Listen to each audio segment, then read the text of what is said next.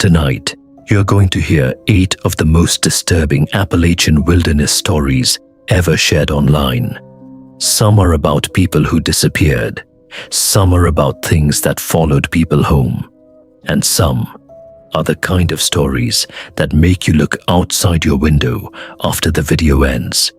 But fair warning, the deeper this compilation goes into the mountains, the darker the stories become. So turn the lights off, stay out of the woods, and let's begin.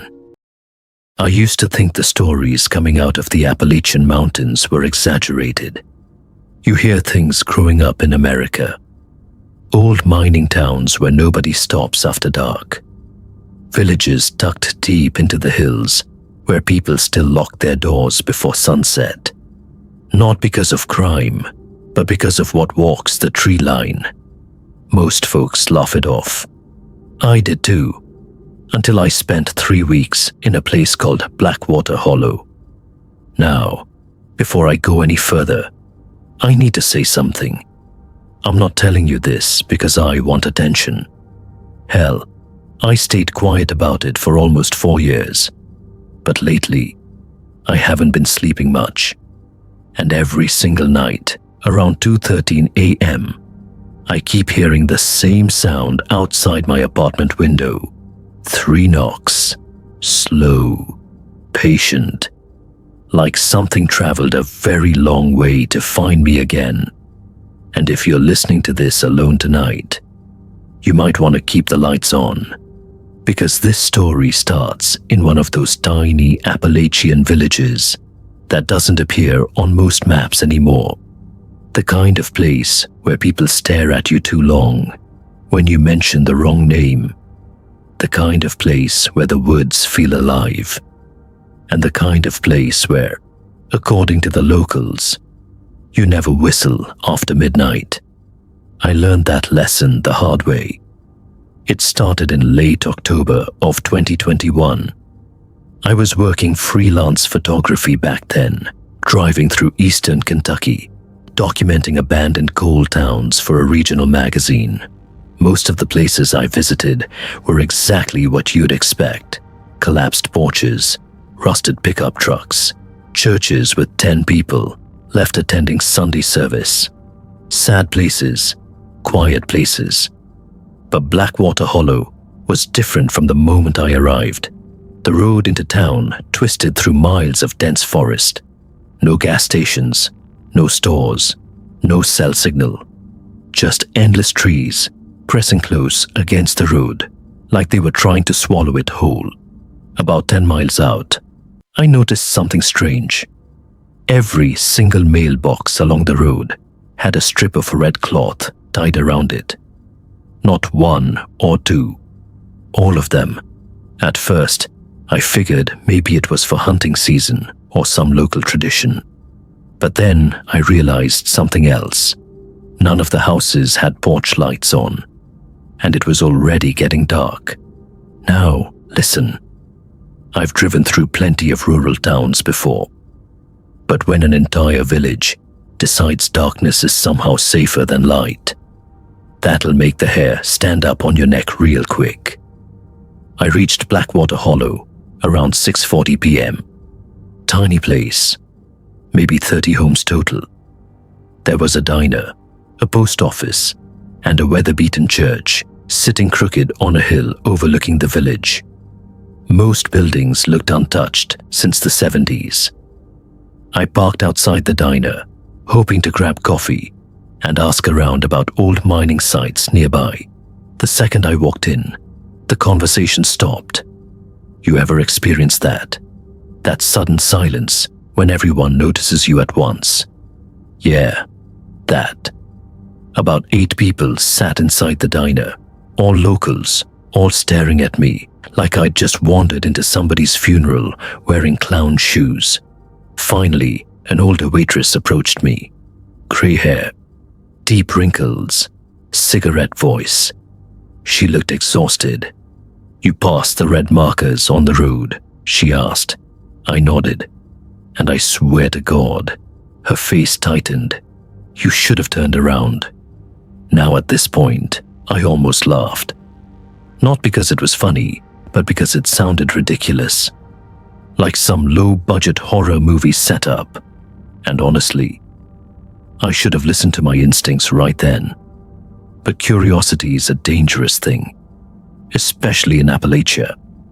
I told her I was staying a few nights to photograph abandoned mining structures. She leaned closer. Then stay out of the woods after dark. Simple enough warning, right? Except the way she said it. It didn't sound like advice. It sounded like fear. A younger guy sitting near the window finally spoke up. Probably mid-30s. Beard. Carhartt jacket. "You hear whistling at night," he said. "Don't answer it." A couple locals immediately glared at him, like he'd said something forbidden. The waitress snapped at him to shut up, and that's when I noticed something else. Every single window in that diner had heavy black curtains nailed over them. Not closed. Nailed. I asked why. Nobody answered. Instead, the waitress handed me my coffee and quietly said, "People disappear up here." Now look, I'm not proud of this next part, but instead of leaving town like a sane person, I got more interested. Because photographers are idiots. Seriously, you can tell us there's an ancient demon living in the woods, and our first response is usually, "Cool. Is there good lighting?" So, I checked into a small rental cabin about a mile outside town. The owner left the key under a flower pot with a handwritten note. "Lock doors before dark. Do not open windows. Ignore any knocking." At that point, even I started feeling uneasy. Still, I convinced myself it was local superstition. Maybe they liked messing with outsiders. That explanation worked. For about 3 hours. Around 11 p.m., I was reviewing photos when I heard the first whistle. Faint. Far away. It echoed through the trees behind the cabin. Long and low. Not musical, not human. I froze. Then it came again. Closer this time. Now, here's the thing. Nobody tells you about deep Appalachian woods at night. They are never fully silent. You hear insects, wind, branches moving. But after that whistle, everything stopped. No crickets, no wind, nothing. Just dead silence. And somehow, that silence felt worse than the sound itself. I locked the cabin door and tried ignoring it. A few minutes later, something walked across the porch. Slow footsteps.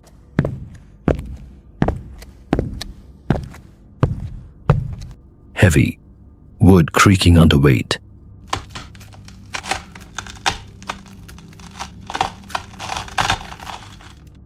I remember holding my breath so hard my chest hurt. Then came 3 knocks against the front door. Knock, knock, knock. Not aggressive. Almost polite. Like whoever, or whatever, stood outside already knew I was in there. I stayed completely still. Another whistle drifted through the trees. Except this one came from farther away. Meaning whatever knocked wasn't making the whistling sound. That realization hit me like ice water. Because now, there were at least 2 things outside. And then, I heard my own voice. "Hey man," it whispered from the porch. "Open up." Every muscle in my body locked. Same tone, same cadence. Exactly my voice. I know how insane that sounds, believe me. But hearing yourself speak from outside a locked cabin in the middle of nowhere, that does something to your brain. The voice spoke again. "You forgot your camera." I looked over. My camera was sitting right beside me on the table. That's when survival instinct finally kicked in. I turned off every light in the cabin and backed into the corner, holding the fireplace poker, like that rusty thing was Excalibur itself. The knocking stopped after about 10 minutes, but I didn't sleep, not even close. Around sunrise, I drove straight back into town. The diner waitress took one look at me and knew. "You heard it," she said quietly. I asked her what was in those woods. She didn't answer immediately. Instead, she poured coffee with shaking hands. Then she told me a story the locals apparently grew up hearing. Back in the mining days, entire groups of workers vanished deep in the mountains.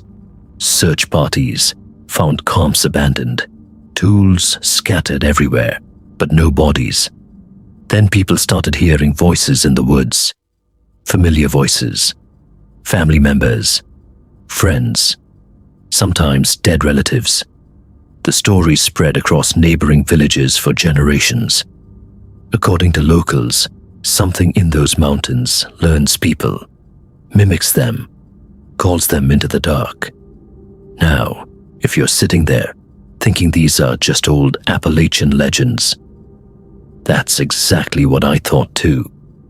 Until the waitress asked me a question I still can't answer. How did know your voice after one night? That shut me up real fast, because she was right. I hadn't spoken much since arriving. So how did it mimic me perfectly? I decided I was leaving that afternoon. Didn't care about photos anymore. Didn't care about money. I just wanted out. But before I left, the younger guy from the diner approached me outside. He looked nervous, sleep-deprived, like someone carrying around secrets too heavy for one person. He told me people in Blackwater Hollow had rules. Never whistle at night. Never follow voices into the trees. Never look directly into the woods if you hear knocking behind you. And most importantly, if someone calls your name from outside after midnight, do not answer immediately. Wait, because sometimes they'll call twice. I asked him what that meant. He just stared toward the mountains. "You answer the wrong voice," he whispered. "It learns you better." Then he walked away. I left town an hour later, or at least I tried to. About 5 miles outside Blackwater Hollow, my truck stalled. No warning. Engine just died. Dead battery. No signal. Middle of nowhere. Perfect. I sat there cursing under my breath while the sun disappeared behind the mountains. And then I noticed something standing between the trees. Tall. Unnaturally tall. Too thin. At first I thought it was a tree trunk, until it moved. Slowly. One step forward, then another. I locked the truck doors immediately. The figure stopped at the edge of the woods, maybe 40 yards away. And even from that distance, I could tell it wasn't right. Its arms hung too long. Its posture bent awkwardly, like it wasn't used to standing upright. Then it tilted its head, and I heard my mother's voice. "Jack." Soft. Gentle. Exactly like her. My blood turned cold, because my mother was over 7,000 miles away at the time. The thing took another step forward, then smiled. I couldn't fully see the face through the trees, but I saw enough. The mouth stretched too wide, way too wide. Then came the whistle, right beside the truck. I turned sharply toward the passenger window, and something tapped the glass. 3 slow taps. I swear I nearly blacked out. There was nothing there when I looked, but the figure by the trees was suddenly closer, much closer. I grabbed the tire iron from under my seat, even though deep down I knew it wouldn't matter. Then headlights appeared behind me. A pickup truck. The younger guy from the diner pulled alongside my vehicle. He rolled down the window and shouted, "Don't look back at it." I didn't argue, didn't ask questions. He hooked chains to my truck and towed me nearly 15 miles without speaking once. When we finally reached the highway, he stopped. Before leaving, he looked me dead in the eyes and said something I think about almost every night now. "It followed you because you listened." Then he drove away.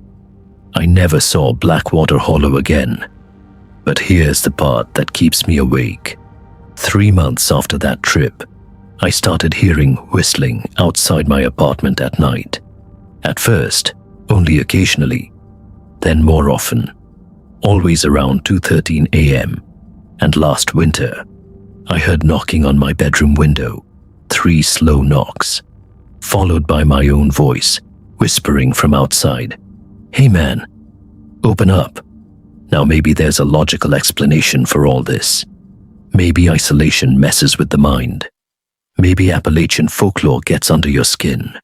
Or maybe some places in those mountains hold things older than the towns built around them. Things that learned long ago how to call people into the dark. And maybe the people living in those tiny forgotten villages aren't paranoid at all. Maybe they're surviving. So if you ever find yourself driving through Appalachia late at night, and you pass a village where every porch light is off, keep driving. And if you hear whistling in the woods, whatever you do, don't answer it, because sometimes it answers back. And before you go tonight, I want to ask you something. If you were trapped in Blackwater Hollow and you heard someone you loved calling your name from those woods, would you answer? Let me know down in the comments. And if you've ever heard strange stories coming out of Appalachia, small mountain towns, or places people avoid after dark, I'd love to read them, because the deeper I dig into these stories, the more I start thinking some legends exist for a reason. It knew my name, but the voice coming from the woods was my mother's. Why would something in the Appalachian forest imitate the most trusted voice I know? The first thing I noticed was how quiet the woods had become. Not peaceful quiet. Not the kind campers post online with captions like, "Nature heals the soul." I mean the kind of silence that makes your brain start searching for danger before your eyes even know where to look. No crickets, no wind, no birds, just the soft crackling of our campfire, and 4 grown adults suddenly pretending not to notice how uncomfortable they were getting. And somewhere beyond the trees, something knocked against wood. 3 slow taps, like someone gently hitting a baseball bat against a tree trunk. Then it stopped. At the time, we still thought there was a rational explanation for everything. That's the dangerous part about Appalachia. The mountains let you believe that for a while. My name's Daniel, and this happened in eastern Kentucky back in October of 2019. There were 4 of us total. Me, my younger brother Tyler, Tyler's friend Mason, and Mason's uncle Rick, who claimed he knew those mountains better than the locals. That should have been our first warning, because people who actually know Appalachia, they don't brag about it. They respect it, especially after dark. We'd rented an old cabin about 12 miles off the nearest paved road. The listing online described it as rustic and isolated, which turned out to mean no cell signal, no nearby houses, and 1 dirt road in and out. Perfect setting for a relaxing weekend, right? Tyler loved camping. He was one of those guys who watched survival videos non-stop and thought owning a tactical flashlight counted as a personality trait. Mason mostly came because his girlfriend dumped him 2 weeks earlier. And Rick came because he wanted to hunt. He spent the entire drive talking about deer trails, black bears, and how city people panic too easy. That sentence aged horribly. The first strange thing happened before sunset. We were unloading gear near the cabin when Mason suddenly stopped carrying the cooler and stared into the woods. "Did you hear that?" he asked. We all paused. Nothing. Then, faintly, a whistle, far away. 3 short notes, not bird-like, human, Rick immediately looked irritated. Probably hikers, but the way he said it sounded forced, like he wanted the explanation more than he believed it. Tyler laughed it off. "Relax," he said. "Worst case scenario, it's hillbillies with moonshine." Honestly, that got a laugh out of all of us, at least at the time. By nightfall, the temperature dropped hard. The fire became the only comforting thing for miles. The woods around the cabin looked impossibly black. Not dark blue, not shadowy, black, like the trees themselves were swallowing light. And that's when Rick told us the story. Apparently, locals avoided that section of forest because of disappearances going back decades. Hunters, hikers, campers, people gone without a trace. Now, obviously, every small town has stories like that. But Rick didn't tell it like some fun ghost story. He told it quietly, carefully, like he regretted bringing it up halfway through. "There are places out here," he said, staring into the fire, "where you hear things you shouldn't follow." Tyler rolled his eyes immediately. "Oh boy, here we go." Rick ignored him. "If somebody calls your name from the woods at night," he looked directly at us, "don't answer it." Silence settled over the fire. Then Mason smirked nervously. "What if it sounds like somebody we know?" Rick didn't smile. That's the problem. Now at this point, I still didn't believe any supernatural stuff. But I'll admit, something changed in the atmosphere after that conversation. Nobody wandered far from the fire anymore. Nobody joked as loudly. And every time the woods creaked, all four of us looked up. Around midnight, Tyler volunteered to grab more firewood from the pile near the tree line. He disappeared into the dark with a flashlight. 10 seconds later, we heard him yell. Not scream, just a sharp, startled yell. We all jumped up immediately. "Tyler." No answer. Rick grabbed his rifle, and for the first time all weekend, I saw fear on his face. We hurried toward the tree line and found Tyler standing completely frozen beside the wood pile. His flashlight pointed into the forest. At first, I didn't understand what I was looking at.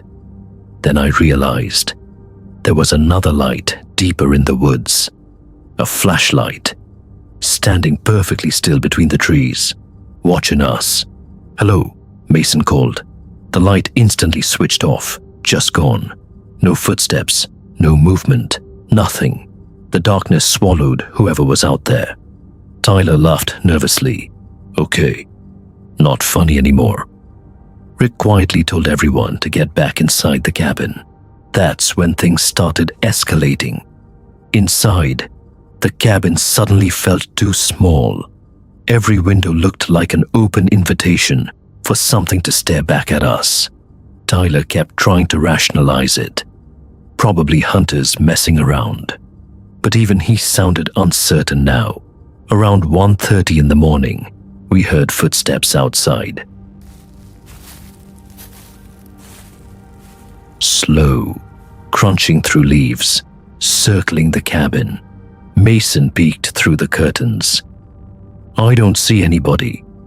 The footsteps stopped immediately after he said that. Then came 3 knocks on the cabin wall. Not the door, the wall. Knock, knock, knock. Nobody moved. I remember hearing the fire in the stove crackle, while all 4 of us just stared at each other. Then Tyler whispered, "Tell me that was a branch." Another knock answered him. Closer this time, from the back of the cabin. Rick chambered around into the rifle.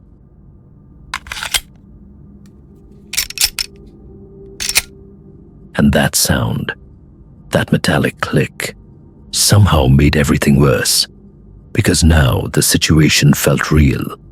Nobody slept that night. At around 3 a.m., Mason finally muttered that he needed the bathroom. The cabin's plumbing barely worked, so the bathroom was basically an outhouse 20 feet away. Nobody wanted him going alone, but nobody wanted to go with him either. Eventually, Tyler volunteered. The two of them stepped outside carrying flashlights. The door shut behind them, and for about 30 seconds, everything was quiet. Then Tyler screamed, not startled, not surprised, terrified. We burst outside immediately. Their flashlights were shaking wildly near the outhouse. "What happened?" I shouted. Tyler couldn't answer. Mason pointed toward the woods. There was someone standing there. Where? Right there. But there was nobody now, just trees. Then we noticed the smell. Rotting. Like wet earth mixed with something dead. Rick scanned the darkness with the rifle. "You boys get inside. Now." Nobody argued anymore. Back inside the cabin, Tyler finally explained what he saw. He claimed there was a person standing just beyond the trees. Tall, too tall. And according to him, it smiled when the flashlight hit its face. Not a normal smile, a stretched, unnatural grin. Now listen, I know how this sounds. Sleep deprivation, fear, darkness playing tricks on people. That's exactly what I kept telling myself, until the voice started. Around 4 a.m., somebody outside softly said my name. Daniel. Every hair on my arm stood up instantly. The voice sounded exactly like my mother. Not similar, exact. Same softness, same tone. Coming from outside the cabin window. Daniel. Tyler heard it too, because his face immediately lost color. Rick slowly shook his head at us, warning us not to respond. The voice moved along the side of the cabin. Then it spoke again. Closer. It's cold out here. Mason started crying. Not loudly. Just silent, terrified tears running down his face. And honestly, I wasn't far behind him. Because deep down, every single one of us understood something horrifying in that moment. Whatever was outside was trying to lure us out. Then came the scratching, long, slow scraping across the cabin walls, like fingernails dragging over wood, back and forth, back and forth. The sound lasted nearly 20 minutes.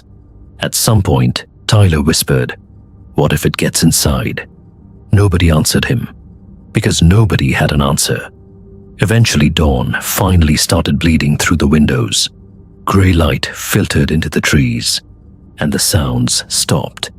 Just stopped, completely. The silence afterward felt almost worse. Rick waited another hour before opening the cabin door. The forest looked normal again. Birds chirping, wind moving branches, morning sunlight everywhere. Like the mountain was pretending none of it happened. We packed our things faster than I've ever packed anything in my life. Nobody talked much. We just wanted out. But right before leaving, Mason noticed something beside the cabin. Marks in the dirt, footprints, except they didn't look human. They were long, misshapen, and impossibly deep, like whatever made them weighed several hundred pounds. The tracks circled the entire cabin, over and over and over, then disappeared directly into the woods. Tyler kept trying to joke during the drive home. You know that nervous humor people use when they're close to panicking. At one point he laughed and said, "Well, at least we saved money on a haunted house attraction." Nobody laughed, especially Rick, because Rick looked genuinely disturbed now. About halfway home, he finally spoke, quietly. "There's a reason locals don't whistle in those mountains." Mason stared at him.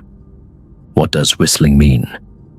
Rick hesitated, then said something I still think about constantly. "In Appalachia, if you hear whistling at night," he looked out the truck window, "you're supposed to pray it's human." After that trip, Tyler stopped camping entirely. Mason moved to Florida 6 months later and refuses to discuss that weekend. And Rick sold his hunting property in Kentucky less than a year afterward. As for me, I still wake up sometimes hearing that voice outside the cabin window, soft, patient, pretending to be someone I trust. And the worst part, there's one detail I never told the others. That final morning, while we were loading the truck, I looked back toward the trees one last time, and for just a second, I saw someone standing between them, watching us leave. Tall, unmoving, smiling. Jacob Turner had been hiking the Appalachian Trail for almost 5 years, but nothing in all those years could explain what happened to him near Nantahala National Forest during the fall of 2024. At 27 years old, Jacob loved hiking alone. He liked the silence of the mountains, the cold air, and the feeling of being far away from cities and people. He had already completed many sections of the Appalachian Trail and believed he understood the wilderness better than most people. But there are places in the Appalachian Mountains that even experienced hikers avoid. Places locals refuse to talk about after dark. And Jacob unknowingly walked into one of them. It started on a cloudy October morning. The forest was cold and wet from rain the night before. Thick fog moved slowly through the trees, and the mountains around him looked almost black under the dark sky. Jacob had been hiking since sunrise. Around noon, while stopping for water near a rocky slope, he noticed something strange beside the trail. A narrow path. It was hidden behind thick bushes and hard to notice unless someone was looking carefully. The path looked old and unused, but not completely abandoned. Near the entrance stood a large dead tree with deep marks cut into the bark. 3 long scratches crossed by a circle. Jacob had never seen that symbol before. At first, he ignored it, but then he remembered something he had read months earlier on an online hiking forum. Someone had mentioned an abandoned settlement hidden somewhere deep in Nantahala Forest. According to the post, strange things happened there. People claimed to hear voices, see lights moving through the trees at night, and sometimes disappear for hours without explanation. Most people online laughed at the story, but a few hikers said the place was real. Jacob had always loved old Appalachian history. He thought maybe he had finally found the hidden location people talked about. So against his better judgment, he stepped off the main trail and followed the narrow path into the woods. At first, everything seemed normal. The path moved downhill through thick forest. Fallen leaves covered the ground, and old trees twisted high above him. But after about 20 minutes, Jacob noticed how quiet everything had become. Too quiet. There were no birds singing, no squirrels moving through branches, no insects, nothing. Even the wind had stopped. The silence felt heavy, almost unnatural. Jacob slowed his pace. Something about the place made him nervous, though he could not explain why.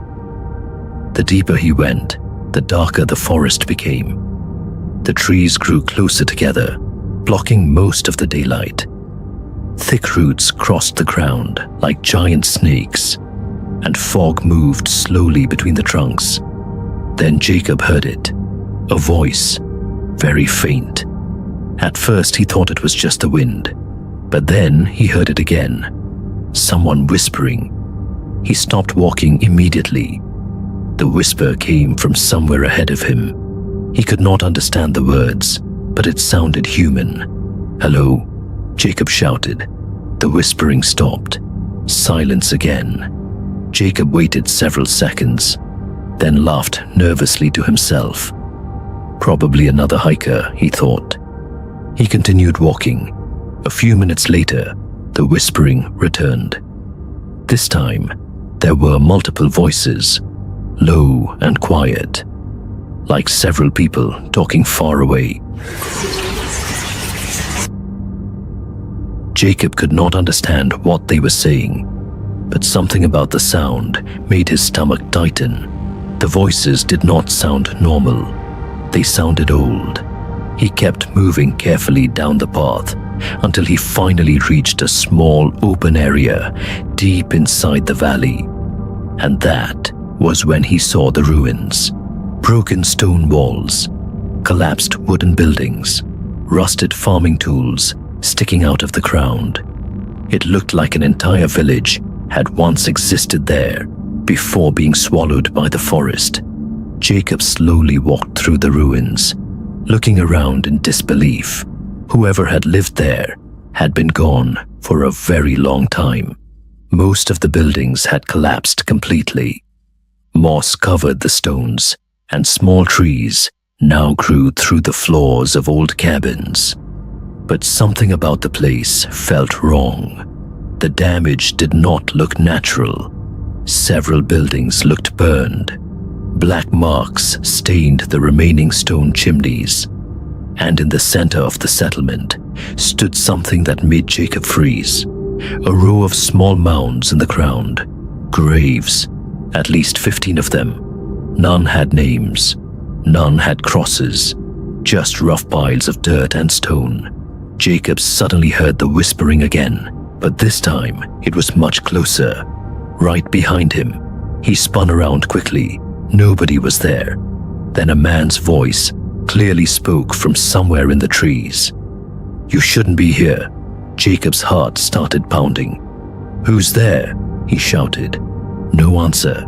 Then another voice spoke. A woman this time. "They need to leave." A child began crying somewhere deep in the woods. Jacob backed away slowly. The voices continued. "They came at night. They burned us alive. They locked the doors." Jacob felt cold all over. Every hair on his arm stood up. The voices sounded completely real, but the forest around him was empty. Then he noticed something even worse. The temperature had suddenly dropped. His breath became visible in the air, and a strange smell filled the valley. Smoke, wet dirt, and blood. Old blood. Jacob grabbed his backpack and started walking quickly back toward the trail. But after several minutes, he realized something terrifying. The path was gone. No matter where he turned, he only saw trees and fog. The forest no longer looked familiar. Panic started building in his chest. He pulled out his phone. No signal. His GPS would not load. Even worse, his compass spun wildly in circles. That was when the voices became louder. Now they surrounded him from every direction. Dozens of people speaking at once. Some crying, some screaming, some whispering directly into his ears. "You can't leave. Stay with us. Don't let him escape." Jacob started running. Branches hit his face as he pushed through the woods. He slipped down muddy hills, crashed through bushes, and kept moving as fast as possible. Behind him, footsteps followed, slow at first, then faster. Crunch, crunch, crunch, like several people walking through dead leaves behind him. Jacob looked back for only a second, and immediately wished he hadn't. Shapes moved between the trees, human shapes. Tall, dark figures standing silently in the fog. Some looked burned black. Others looked twisted and broken. One of them looked like a little girl holding someone's hand, but the person beside her had no face. Jacob turned forward again and ran harder than he ever had in his life. The forest seemed endless. Every direction looked the same, and the voices kept getting closer. Then suddenly, everything went silent. Completely silent. Jacob stopped running and looked around carefully. The fog around him had grown thick, so thick he could barely see a few feet ahead. That was when he noticed the lantern, a dim orange light glowing between the trees. Someone was standing there holding it, an old woman. She wore dark clothes that looked very old-fashioned, almost from another century. Her face looked pale and tired. She stared directly at Jacob. For a moment, neither of them moved.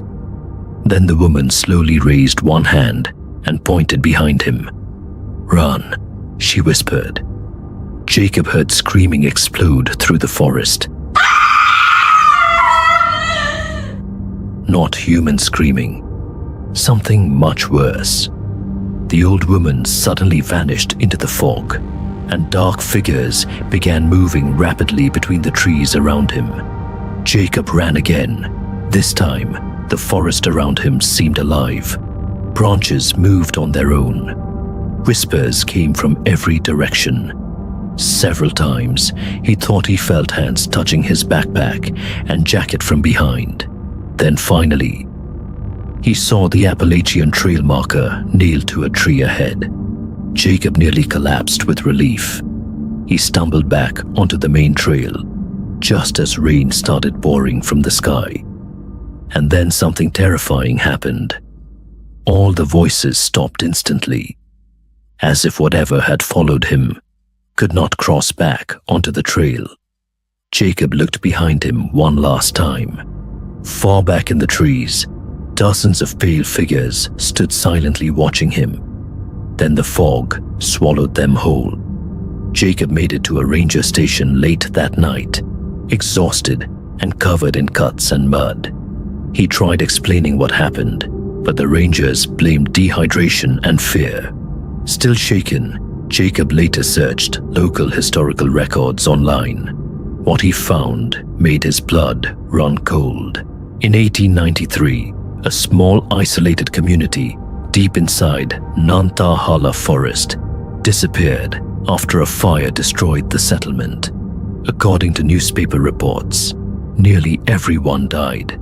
The strange part was what witnesses claimed afterward. Several rescue workers reported hearing voices in the woods. Others claimed they saw people standing between trees at night, even though the entire village had burned down. Eventually, the area was abandoned completely. Locals began calling it the Lost Hollow, and over time, maps stopped showing the settlement entirely.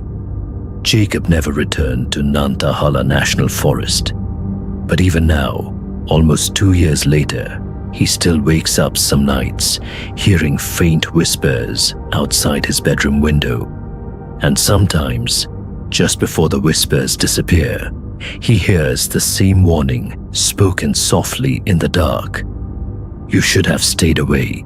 The first scream came from inside the tunnel at exactly 1:14 a.m. Not a grown man, not an animal, a little girl. And the worst part, Caleb Mercer had checked that abandoned mine himself earlier that evening. It was empty, completely empty. Caleb Mercer had spent most of his life outdoors. At 21 years old, he worked as a volunteer guide for a youth hiking program in eastern Tennessee and had more backcountry experience than most adults twice his age. He knew how to navigate difficult terrain, build shelter in heavy rain, and stay calm when things went wrong in the wilderness. That was exactly why the Knoxville Outdoor Club asked him to scout a section of trail near the abandoned mining areas outside Frozen Head State Park before bringing a group of teenagers there for a weekend expedition. The assignment sounded simple: check campsite conditions, mark water sources, look for hazards. Caleb expected 3 quiet days in the mountains. Instead, he found something waiting beneath them. He arrived on a cold Thursday afternoon in October of 2023. The forest around Frozen Head was already covered in deep orange and red leaves, and the mountains were wrapped in a heavy gray fog. that never fully lifted throughout the day. By sunset, Caleb had reached an isolated clearing nearly 6 miles from the nearest trailhead. The area had once been used during Tennessee's coal mining days decades earlier, and traces of that history still remained. Rusting metal rails disappeared into the trees. Broken machinery sat half buried in the dirt, and about 200 yards uphill from his campsite was an old mine entrance sealed with rotting wooden boards. Before setting up camp, Caleb walked over to inspect it. The tunnel was narrow, dark, and smelled like wet stone and old earth. He shined his flashlight through gaps in the wood and could only see about 20 feet inside before the darkness swallowed the beam completely. No footprints, no fresh damage, no signs anyone had been there recently. Satisfied it was safe enough to avoid, he headed back to camp. The first few hours passed normally. He cooked dinner over a small stove, wrote notes for the hiking club, and listened to the wind moving through the trees. Then, a little after 1 a.m., he woke suddenly to the sound of singing, soft, faint, a child's voice somewhere in the forest. At first, Caleb thought he was dreaming, but then the singing came again.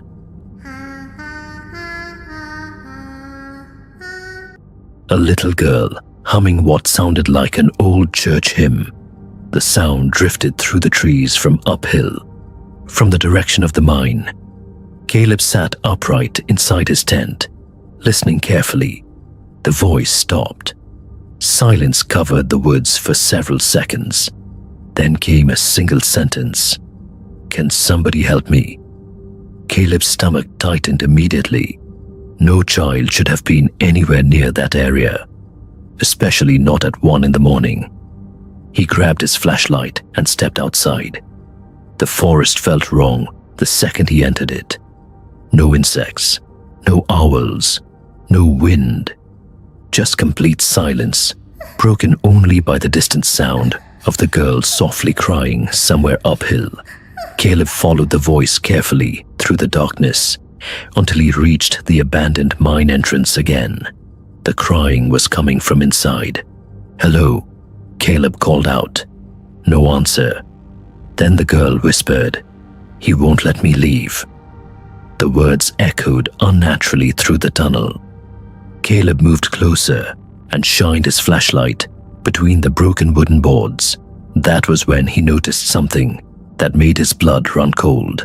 Fresh footprints, small ones, child-sized, pressed deep into the mud, leading directly into the mine. Every instinct told him to leave, but another part of him kept thinking the same thing. What if a child really was trapped in there? He pulled away 2 loose boards and stepped inside. The air immediately became freezing cold. The tunnel stretched deep into the mountain, supported by old timber beams blackened with age and moisture. Water dripped steadily from the ceiling somewhere ahead, and deeper inside the darkness. The girl continued crying. Caleb followed the sound for several minutes until the tunnel opened into a larger underground chamber. That was when the singing stopped completely. His flashlight swept across the room. Old mining carts, collapsed supports, rusting tools. Then the beam landed on the far wall, and Caleb froze. Written across the stone in faded white paint were dozens of names, missing people. Some dated back to the 1970s, others much newer, and at the very bottom of the wall, his own name, Caleb Mercer, paint still wet. A sudden voice whispered directly behind him, "You came down here alone." Caleb spun around. A man stood at the edge of the darkness, tall, thin, covered in coal dust. His face looked almost melted into shadow, but his smile was visible.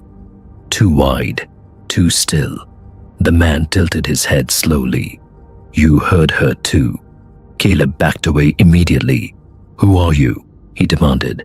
The figure ignored the question. Instead, it pointed deeper into the mine. "That's where the others are." Then Caleb heard it. Not one child. Dozens, crying, whispering, begging for help from somewhere far below the mountain. His flashlight began flickering violently. The temperature dropped even lower, and suddenly, the man standing before him wasn't alone anymore. Shapes emerged from the darkness around the chamber. Human figures coated in black dust, some missing eyes, some with twisted limbs, all silently watching him. Caleb turned and ran.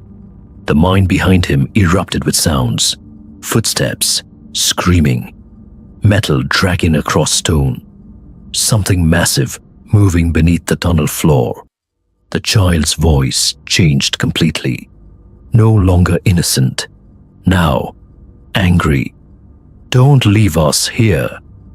Caleb sprinted through the collapsing tunnel as beams cracked overhead. He could hear the figures chasing him through the darkness just behind him, their footsteps echoing unnaturally fast. Then suddenly, fresh air, moonlight. He burst out of the mine entrance and crashed into the leaves outside. Behind him, the tunnel fell silent instantly. No voices, no footsteps, nothing. Shaking violently, Caleb grabbed his gear and hiked out before sunrise without stopping once. When he finally reached the ranger station later that morning, he asked about the abandoned mine near his campsite. The ranger's expression changed immediately. He told Caleb the mine had been permanently closed after a cave-in in 1986. 7 miners had died underground. But that wasn't the worst part. Over the years, several hikers had reported hearing children crying near the tunnels late at night. 2 people had gone missing after entering the mine. Neither body was ever recovered. Caleb never returned to Frozen Head State Park. But months later, while unpacking his backpack at home, he found something buried inside one of the side pockets. A small chunk of coal, wrapped in faded paper, and written across it in shaky handwriting were 4 words. "You heard us too." Eli Mercer loved exploring forgotten places. At 26 years old, he spent most of his time hiking through the Appalachian Mountains, taking photos of abandoned towns, old churches, and places people had stopped talking about years ago. For almost 4 years, Eli traveled different parts of the Appalachian Trail, searching for places hidden deep in the woods. But in November of 2024, he found a place that should have stayed hidden forever.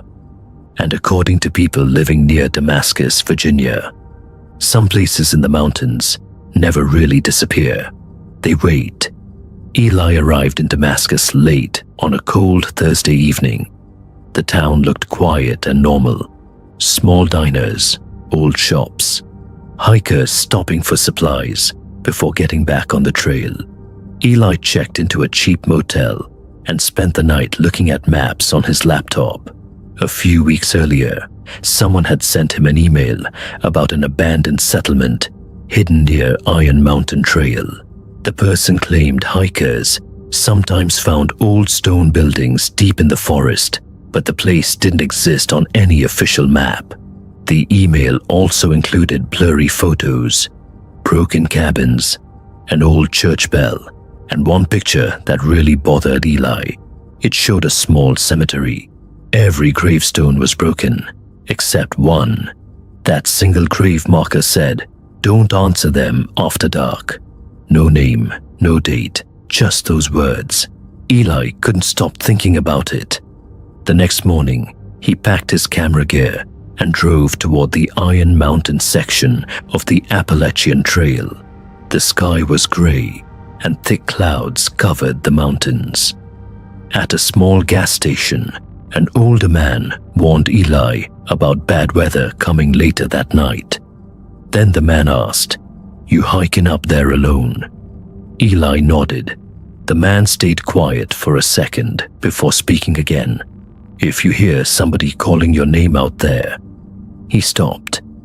Eli waited for him to finish. The old man looked nervous. Then he quietly said, "Make sure you know who's calling." The hike started normally. Dead leaves covered the trail, and cold air moved through the trees as Eli walked deeper into the mountains. Around noon, he noticed something strange.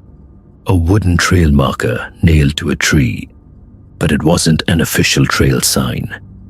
The wood looked old and burned around the edges. Carved into it was a strange symbol. 3 circles connected by one straight line. Under the symbol were faded words. Hollow Creek Settlement.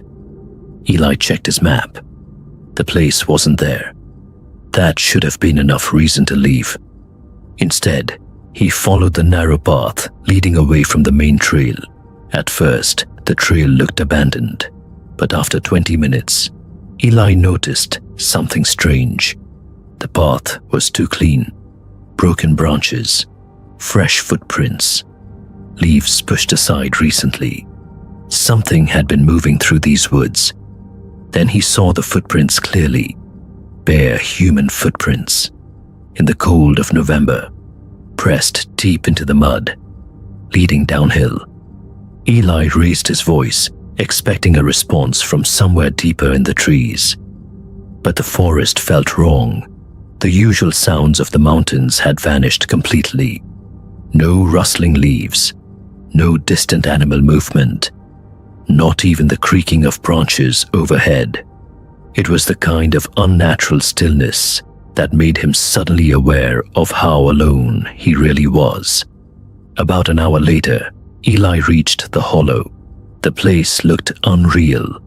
Old stone foundations covered the ground. Broken cabins leaned sideways under thick vines and moss. Rusted tools lay half buried in the dirt. It looked like people had disappeared in the middle of their lives. At the center of the settlement stood a church, or what was left of one. The roof had partly collapsed, and black wooden beams stuck up into the sky. Eli slowly lifted his camera. Then he heard a voice. "Help me." It sounded like a woman. Very faint. Very far away. Eli froze. "Hello," he shouted. No answer. Then the voice came again. "Help me!" "Please, help me." This time it sounded closer. Coming from inside the church. Every part of Eli wanted to leave, but curiosity pulled him forward.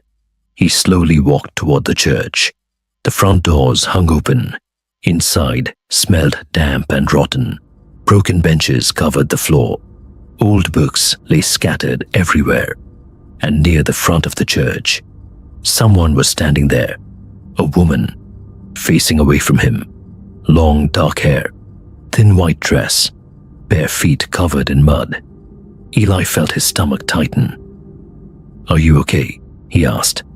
The woman didn't move, didn't answer.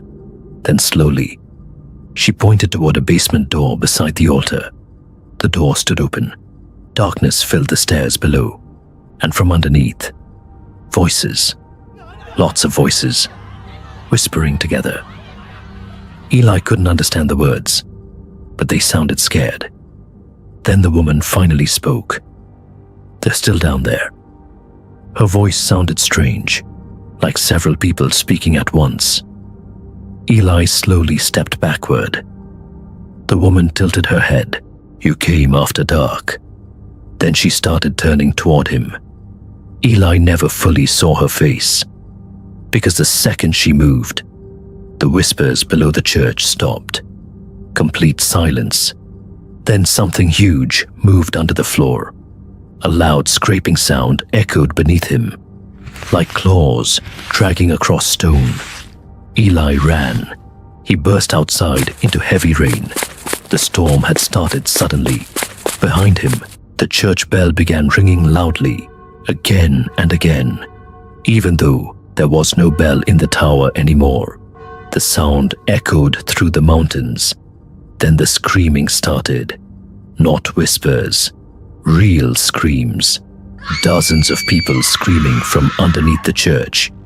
Eli ran between the broken buildings, slipping through mud and wet grass. Then he saw lights in the trees, lanterns, several of them, moving slowly through the forest around him. Tall figures stepped out from the darkness, carrying old oil lanterns. At first, Eli thought they were people searching for him. Then lightning flashed, and he realized something was wrong. The figures moved strangely, jerky movements like puppets. One figure lifted its lantern. Its face looked burned black. Its eyes were completely white. Eli stumbled backward. Then the figure spoke, but the voice sounded exactly like Eli. "You shouldn't have answered." Suddenly, all the lanterns went dark. Everything around him disappeared into darkness. Eli ran uphill through the forest. Rain slammed against the trees. Branches scratched his arms and face. Several times he heard footsteps behind him, matching his speed perfectly. But every time he looked back, nothing was there. Then his flashlight died. Darkness covered everything, and somewhere nearby, he heard his own voice whisper, "Eli." He froze. The voice came again, closer this time. "Eli, over here." It sounded exactly like him. Then another voice joined in, a woman crying softly, "Please don't leave us down there." Soon dozens of voices started repeating his name from every direction in the woods. Eli ran harder than he ever had in his life. Then suddenly, he burst back onto the Appalachian Trail. Moonlight shined through the clouds. The storm was gone. No rain, no wind, nothing. Eli turned around. The path leading to the settlement had disappeared. Only thick forest remained. No trail, no opening, nothing. By sunrise, Eli finally made it back to Damascus, covered in mud, shaking badly. The motel owner looked shocked when he saw him. "Where the hell have you been?" Eli frowned. "What are you talking about? You checked out 3 days ago." Eli felt sick. 3 days. That couldn't be possible. He had only entered the hollow yesterday afternoon. The motel owner looked worried. "We almost called search and rescue." Eli quickly checked his camera. Most of the photos were ruined. Only static covered the screen, except for one image, a photo taken inside the church. At first it looked blurry. Then Eli zoomed in. The woman near the altar wasn't alone. Hundreds of faces stared out from the darkness below the floorboards. Men, women, children, burned faces, crying faces, reaching upward. And in the corner of the photo stood another figure, tall, burned skin, white eyes, holding a lantern. Eli deleted the photo immediately. But sometimes, late at night, the image still appears on his phone for a split second before disappearing again. Months later, Eli finally learned the truth about Hollow Creek settlement. Old records in Bristol, Tennessee told the story. In 1911, a fire destroyed a small religious community hidden near Iron Mountain. Official reports blamed the fire on an accident during a storm. But local stories said something much worse happened. People believed the preacher of the church had gone insane. He convinced the people living there that the end of the world was coming. One night, during a church service, he locked everyone inside the building. Then he burned it down. Nobody survived. After that, hikers started reporting strange things in the area.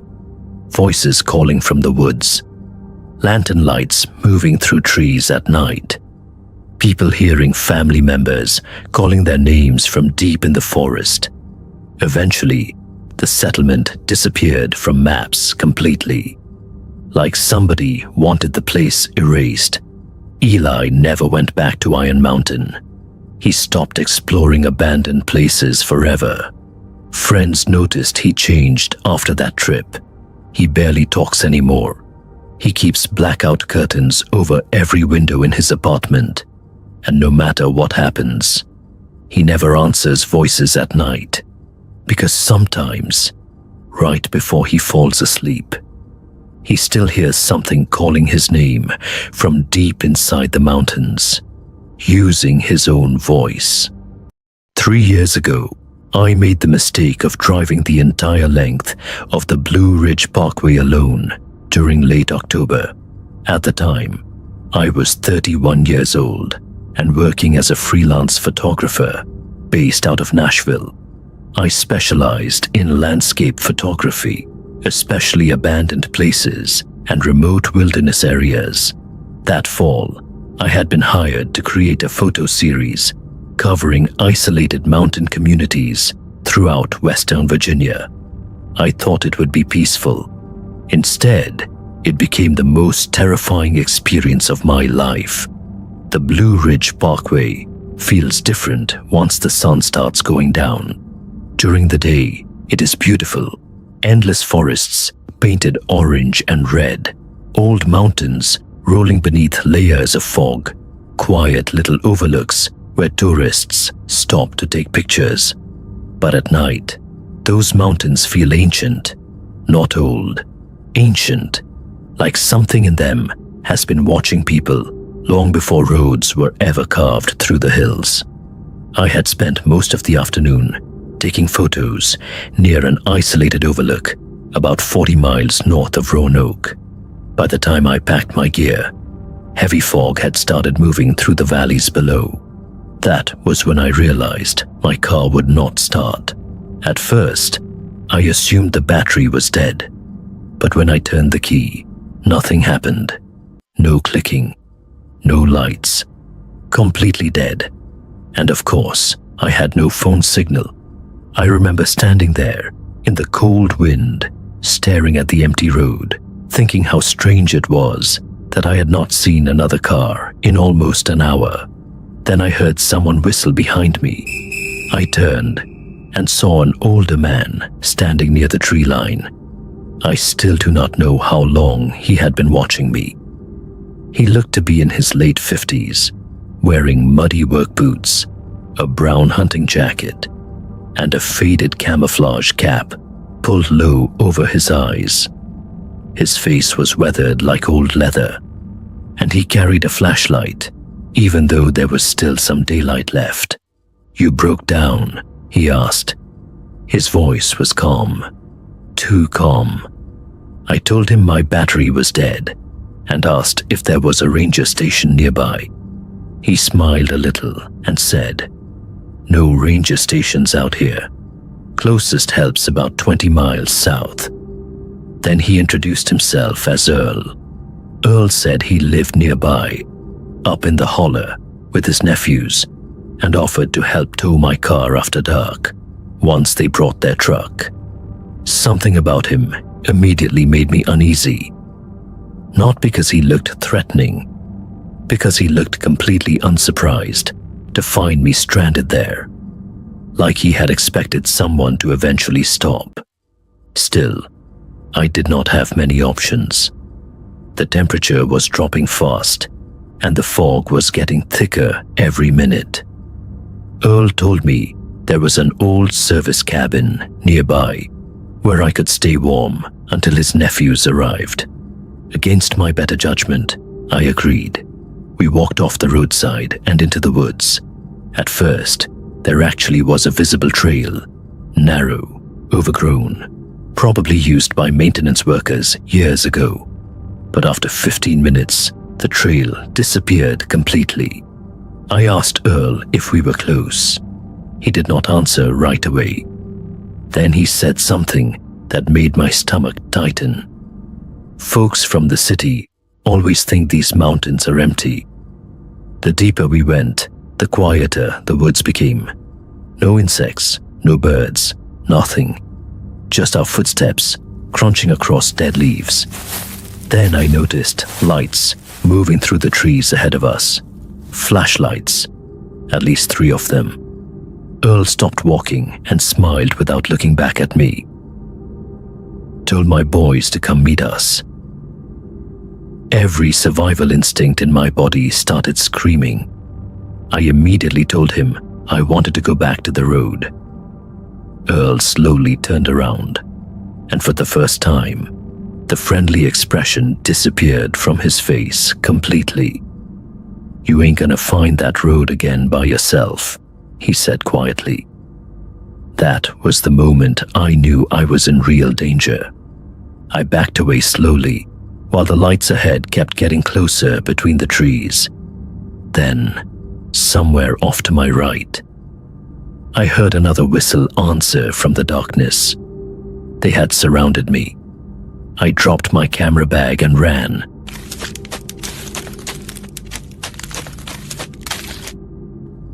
Branches tore across my face as I sprinted blindly downhill through the forest. Behind me, I could hear shouting and heavy footsteps crashing through the woods. But the worst part was how calm they sounded. Nobody was yelling in panic. Nobody sounded angry. They sounded practiced, like this was something they had done before. I fell twice running down the mountain. The second time, I slammed into a creek bed, hard enough to knock the air out of my lungs. That probably saved my life, because while I was lying there trying to breathe, I noticed something through the trees below me. Headlights. A road. I scrambled downhill toward it as fast as I could, while the flashlight beams behind me bounced closer through the woods. When I burst out onto the pavement, I nearly got hit by a passing pickup truck. The driver stopped immediately after seeing the state I was in, covered in mud, bleeding from my hands, barely able to talk. He drove me straight to the sheriff's office in a nearby mountain town. When I described Earl to the deputy, his expression changed instantly. He asked me one question. Did he mention family living in the hollers? I said yes. The deputy leaned back in his chair and went completely quiet for a few seconds. Then he told me there had been multiple disappearances along isolated sections of the parkway over the last decade. Mostly travelers, mostly people alone. A few abandoned vehicles had been recovered, but the people were never found. According to locals, there were families deep in those mountains who avoided outsiders completely and protected their territory violently. The sheriff's department had investigated for years, but nobody could ever prove anything. No bodies, no witnesses willing to testify. Nothing. Before I left, the deputy told me something I still think about all the time. He said, "Out here, getting lost ain't always the thing you should fear most." I have not driven remote mountain roads alone since that night, and every time I see fog rolling through the hills, I remember those flashlights moving silently between the trees. Still searching. My name is Claire Bennett, and 2 winters ago, I inherited a fire lookout tower deep in the mountains of eastern Tennessee after my uncle died. Until then, I did not even know my family owned property there.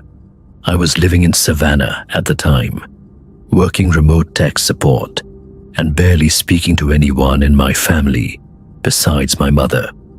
When the lawyer handling my uncle's estate called me, he sounded genuinely confused that the tower had been left to me specifically.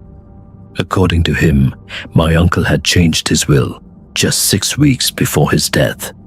The property sat somewhere near an abandoned logging settlement outside Elizabethton, accessible only by an old forestry road that was apparently closed during heavy snow. The lawyer strongly suggested selling it. Most folks around there avoid that mountain entirely, he told me. At the time, I assumed he meant because it was isolated. I know now that was not what he meant. The drive into the mountains took almost 9 hours. Once I left the highway, the roads became narrow and twisted through endless black pine forest. Every small town I passed looked frozen in time. Rusted gas pumps, collapsing churches, old men sitting silently outside convenience stores, watching traffic pass. The last gas station before the mountain was a tiny place called Mercer's Market. When I mentioned the name of the mountain to the cashier, her entire expression changed. "You headed up to Black Hollow Ridge?" she asked quietly. I nodded. She stared at me for several seconds before saying something I still think about constantly. "If you hear knocking after dark, don't answer it." Then she refused to say anything else. By the time I reached the forestry road, snow had already started falling. The lookout tower stood alone near the summit, rising above the trees on rusted steel supports. It looked abandoned at first glance, but when I climbed the stairs, I realized someone had maintained it recently. The lock had been replaced, the windows were clean, and there was fresh firewood stacked beside the door. Inside, the tower was small, but surprisingly warm. There was a cot, an old propane stove, shelves full of canned food, and dozens of notebooks stacked neatly beside a radio set that no longer worked. Most of the notebooks belonged to my uncle. At first, they seemed like ordinary journals about weather patterns and wildlife sightings. Then I found the entries about the sounds. According to my uncle, strange knocking noises echoed through the mountains almost every night after sunset. 3 knocks meant it was far away. 2 knocks meant it was moving closer. 1 knock meant you needed to turn off every light immediately and stay silent. I laughed when I first read that. My uncle had apparently spent decades alone in a mountain tower and slowly lost his mind. That night, around 1 a.m., I heard the first knock. It came from somewhere deep in the forest below the tower. A single heavy impact, like someone striking a tree with a giant hammer. About 30 seconds later, another knock answered from farther up the ridge. Then another. The sounds slowly circled the mountain. I'd remember standing by the window, trying to locate where they were coming from, when the radio beside the bed suddenly crackled to life. At first, it was only static. Then I heard a voice. "Turn off the light." The voice sounded exactly like my uncle. I froze. The radio crackled again. "Claire, turn off the light." That was when something moved between the trees below the tower. It was tall, far too tall to be human. I could only see pieces of it moving through the snowfall. But every time the moonlight hit it, I saw pale skin stretched tightly over impossibly long limbs. Then came another knock. This time, directly beneath the tower. The entire structure vibrated. I shut off the lantern instantly. For the next hour, I listened to something circling below me in the darkness. Heavy footsteps in the snow, metal creaking beneath the tower, and every few minutes, another knock. Around dawn, the sounds finally stopped. I packed my things and left immediately. Halfway down the mountain, I noticed something carved into one of the trees beside the road. Tallies, hundreds of them, and beneath the marks, carved deeply into the bark, were 5 words. "It only comes to light." When I reached Mercer's Market again, I asked the cashier how long my uncle had lived on Black Hollow Ridge. She looked at me strangely. "Honey," she said quietly, "your uncle disappeared up there in 1998. According to the sheriff's department, nobody had seen him in almost 25 years. but somebody had been stacking fresh firewood beside that tower. And whatever was knocking in those mountains still knew my name. I had been walking for 6 hours when I found the cabin. No path leading to it, no signs, just a structure sitting in the hollow between 2 ridges on Roan Mountain, like it had always been there, like it was waiting. I had one rule: never shelter in an abandoned building overnight. But the storm coming down the ridge gave me no choice. I went inside. The cabin was old, maybe 100 years, maybe more. Pine walls dark with moisture, a single iron stove in the corner, 2 wooden chairs facing the window, a table with something carved into the surface. I couldn't make it out in the fading light. I dropped my pack, started a fire. That's when I noticed the door on the far wall, boarded up, not with old rotting wood, with fresh planks, recently nailed. Someone had been here, recently, and they had sealed that door like they meant it. I told myself it was just a storage room, a root cellar. I had no reason to open it. The storm hit hard around midnight, thunder rolling down the ridge like something enormous moving through the trees. I sat by the stove, half asleep. Then I heard it. Knocking, not from the front door, from behind the boarded wall. Slow, deliberate. 3 knocks. Silence. 3 more. My chest tightened. I told myself it was wind, old wood expanding. I told myself a lot of things that night. Then the knocking stopped, and a voice came through, low, barely audible, like someone with their mouth pressed flat against the wood. "Don't open it." I stood up, backed against the far wall, my hands shaking. "Don't open it. They're watching." I wanted to speak. I couldn't. My throat had closed completely. The fire went out. Darkness. I fumbled for my flashlight, found it, clicked it on. The beam swept across the room. The 2 chairs by the window. They had moved, both facing inward now, facing the border door, like someone had arranged them, like someone was sitting in them, waiting, watching that door with me. I grabbed my pack, moved to the front door, pulled it open. Rain hit me like a wall. I ran. Didn't stop until I reached the main trail. Didn't look back. I reported it to the ranger station at Carver's Gap the next morning. The ranger listened, didn't write anything down, just looked at me for a long moment. "Which hollow?" he asked. I described the location, the 2 ridges, the iron stove. He nodded slowly. "We know that cabin," he said. "We've boarded that back door 4 times. He paused. "Every time we come back, the boards are stacked neatly outside. No tools, no damage, just removed." He looked back at his desk, like the conversation was over. "We don't send anyone up there past dark anymore." He didn't explain what was behind the door. I didn't ask. Some things in these mountains don't get explained. They just wait.